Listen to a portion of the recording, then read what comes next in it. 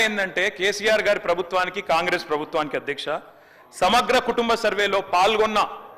పాల్గొన్న కుటుంబాల సంఖ్య 1,03,00,000 కుటుంబాల అధ్యక్ష 1,03,95,000 మొత్తం పాల్గొన్న ప్రజలు 3,68,00,000 3,68,00,000 జరిగింది ఒక్క రోజులో 24 గంటల్లో రాష్ట్ర వ్యాప్తంగా ప్రతి ఇంటిని ఎన్యూమరేట్ చేసి అత్యద్భుతంగా చేసినాం మేము చేసిన తర్వాత ముఖ్యమంత్రి గారు నిజంగా ఎంత మిస్లీడింగ్ గా మాట్లాడుతున్నారంటే అధ్యక్ష వారు అంటారు అధ్యక్ష ఇంతకు మించిన టాపిక్ లేదు అధ్యక్ష వారు అడిగిన ప్రశ్నకు తప్పకుండా మా ప్రభుత్వం గతంలో చేసిన పని గురించి వారు అనుమానాలు తలెత్తే విధంగా ఏదైతే మాట్లాడినారో దాని గురించి చెప్పాలి అధ్యక్ష వారు అంటారు అధ్యక్ష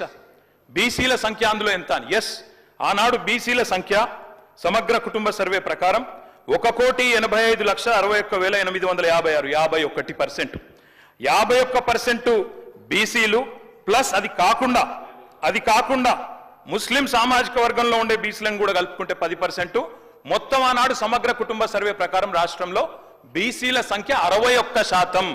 ఈ రోజు రాష్ట్ర వ్యాప్తంగా మేము మాట్లాడడం కాదు అధ్యక్ష ఇక్కడ మా శ్రీనివాస్ యాదవ్ గారు కరెక్ట్ గా చెప్పినారు మీ కాంగ్రెస్ పార్టీ ఎమ్మెల్సీ చెప్తున్నాడు బయట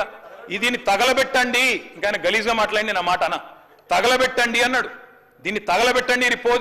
ఈ నివేదికను తప్పుల తడక అని కాంగ్రెస్ పార్టీ ఎమ్మెల్సీ చెప్తున్నాడు మేం కాదు రాష్ట్ర వ్యాప్తంగా బలహీన వర్గాల సంఘాలు చెప్తున్నాయి ఏమని చెప్తున్నాయి అధ్యక్ష సమగ్ర కుటుంబ సర్వేలో 1,85,61,000 ఉన్న బీసీలు